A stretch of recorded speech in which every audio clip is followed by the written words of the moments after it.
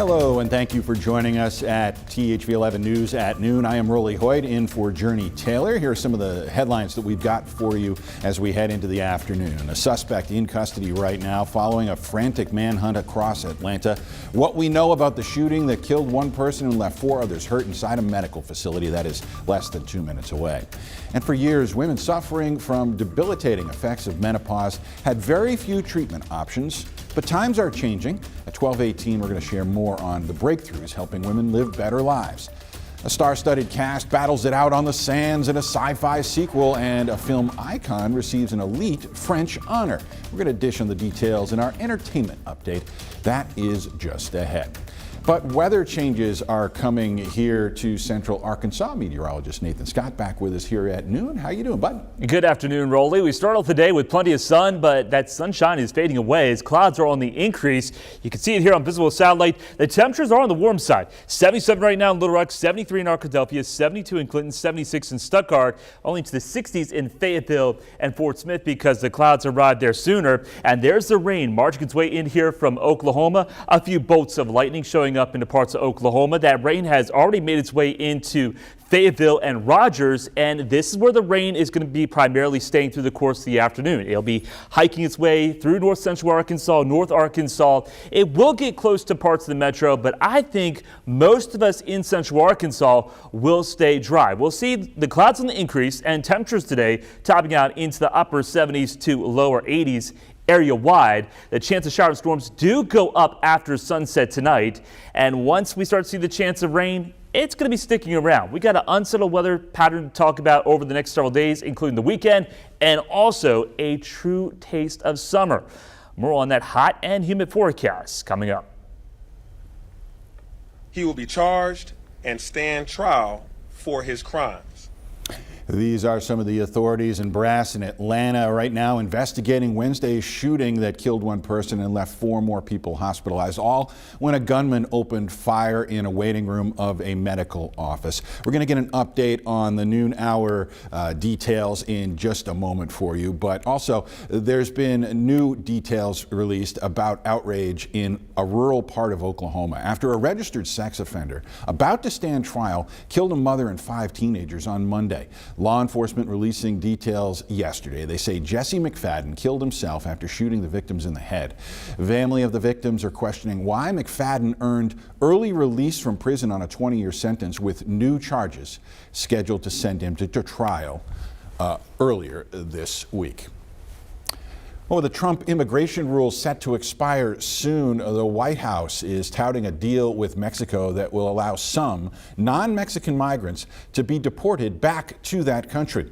The agreement comes as military personnel head to South Texas, all to help with an expected influx of migrants as what are called Title 42 rules expire. Some of the new rule changes are probably going to dissuade some people, hopefully, from coming across because they will not be eligible for asylum under these new rules.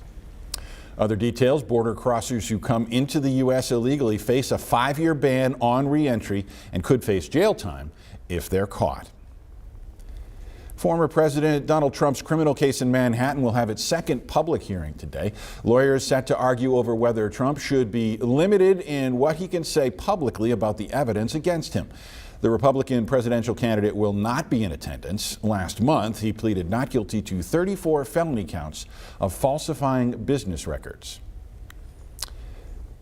Well, as we mentioned, right now authorities investigating that shooting in Atlanta that killed one person and left 4 others hospitalized. We're getting updates now from Jeff Pegues on the latest after the suspect's arrest after an hours-long manhunt.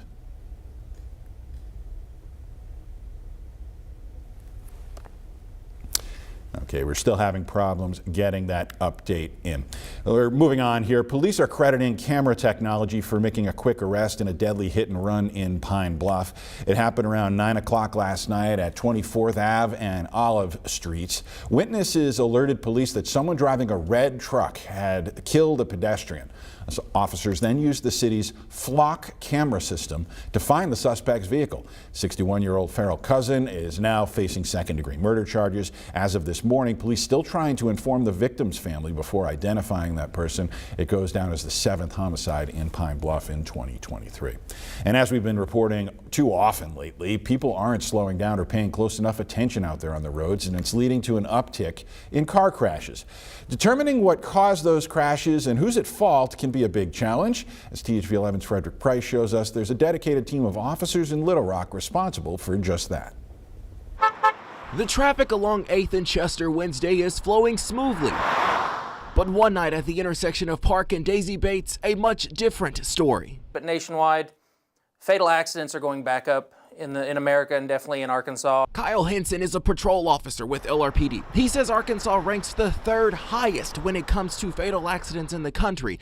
It's a big reason why he joined the department's accident reconstruction team. We'll respond to a fatal accident like an on-call basis when one happens. Their goal, he tells me, to look into any life-threatening or deadly accidents on city streets. Kyle says most of the officers work full-time in some other capacity at the police department, so they'll only go out to an accident scene when they are called. And a team of 6 officers go through about 80 hours of training, learning the key things to look for when they're called to investigate an accident. The first thing we do is just kind of step back and just take a look at the entire scene, what's going on, try to get some information of people involved. They'll look for things like these skid marks, for example, to help. Officers will also measure to determine the speed of the vehicle and how far a car traveled before the accident. One of our officers will utilize a digital camera and start taking photographs of the scene and evidentiary photos. The number of fatal accidents already this year alarms Kyle. But if we'll ever see those numbers dip, he adds it's going to take more than just law enforcement. There's a lot more that needs to be done and a lot more community involvement when it comes to awareness when driving. Frederick Price, THV 11 News. Thank you, Frederick. Let's get you some more details on what the officer there was talking about. It's already turning out to be a bad year for road fatalities. LRPD telling us the city's already up to 16, and at this time last year, Little Rock had just 5 deaths on the roads. Arkansas State Police, they've logged 183 fatal crashes, not even including the one last night in Pine Bluff, and that's 15 more than we saw at this time last year. Little Rock School District is making the adjustment this week after the deployment of weapons detection systems in middle and high schools. We got a closer look at the devices. They detect items like guns without triggering on keys or sunglasses. A full rollout of the system is expected to happen across the entire district by next week. And today we have progress and an update on the tornado cleanup going on across the river in North Little Rock. Leaders there say they've worked around the clock to remove more than 1,500 loads of debris just this past month. This week they've been going across the city to see where debris pickup is still needed. We put our feet on the ground this week and went out into our community. We did a driving assessment. We went door to door to the neighbors in those neighborhoods that were affected by the tornado. They say they need your help. They're looking for volunteers to help make the cleanup process move along more quickly. If you'd like to help, we can put the number to get in touch. It's right now on our website in this story, thv11.com. And there is a deadline next week if you need to make arrangements if you're one of the 1,200 tornado victims still in temporary housing. The 30-day Red Cross Relief Hotel deadline arrives on Monday. Workers are assessing if people there still need to extend their stay based on specific criteria, like whether you've got significant home damage and whether you signed up with FEMA. Red Cross will help those who are ineligible for so-called safe harbor by connecting them with resources like local food banks. The K. Hall & Sons story began with fresh produce, but now it's a whole lot more. This week's Eat It Up destination is a real-life example of the social media trend, how it started versus how it's going. You don't want to miss this Eat It Up coming up today at 5 o'clock. Millions of women suffer from uncomfortable symptoms of menopause, but because of advancements in treatment, options are there for women to not have to suffer anymore. We're going to explain in 8 minutes. And Nathan? And we've got the sun fading away as clouds are on the increase. Rain chances will be going up tonight. And we're also talking about the temperatures going up and the humidity going up. A summer-like forecast is coming up next.